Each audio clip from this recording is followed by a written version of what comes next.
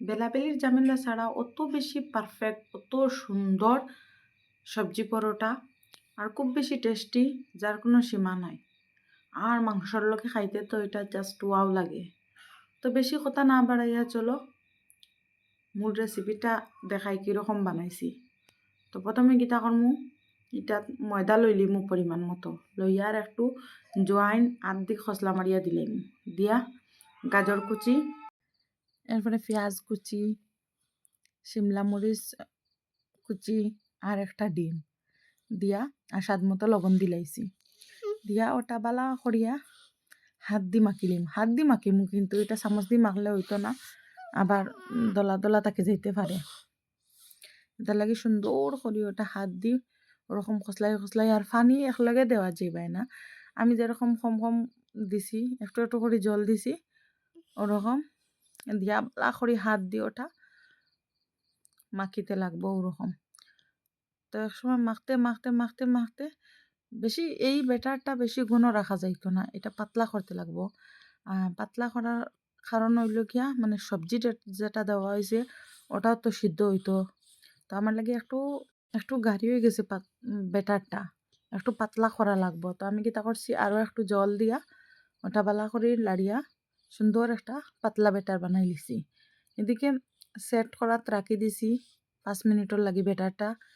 আর এদিকে কিতা করছি, তাওয়া একটা গরম করে লাইছি, গরম করিয়া একটু তেল দিলাইছি, তেল দিয়া কাপড় একটা দিয়ে সুন্দর করে মুছি লাইছি।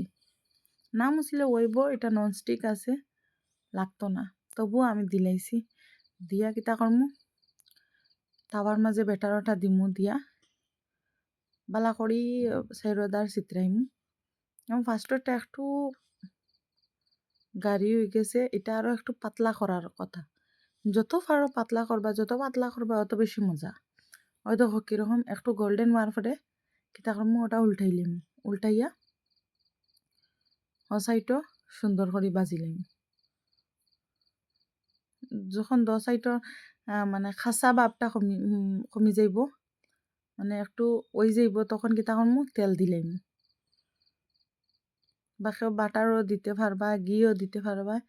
আমি কিতা করছি, এটা সাইডে দিয়ে তেল দিলাইছি, তেল দিয়া ওটা সুন্দর করে 10 সাইড উল্টাইয়া পাল্টাইয়া সুন্দর করে ওটা বাজি লাইছি।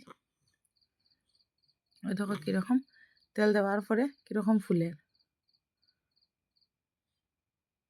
আর ছোটো তাকি লইয়া, বাচ্চার তাকি লইয়া, বুড়া বড় সবর এটা ভালো লাগে এটা বানিয়ে দিলে। আর এটা বানাইতেও খুব বেশি ইজি, বিশেষ করে যারা বাচ্চার মা হল আছেন তারার লাগে বেশি মানে জটফট হয়ে যাব, কারণ রুটি বেলাবেলিত বহুত ঝামেলা।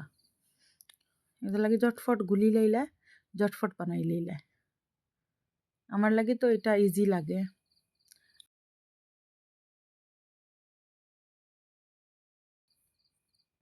আশা এটা আপনারা লাগিও ইজি হইব।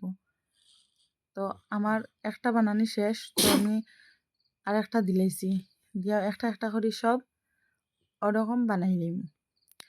বানানির পরে ওই দেখো আমি দেখাই আমার কীরকম হয়েছে বানানির পরে।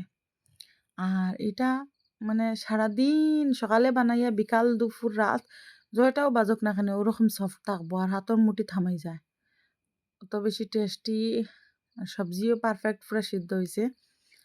এটা মাংসর লগে খাইতে জাস্ট ওয়াও লাগে।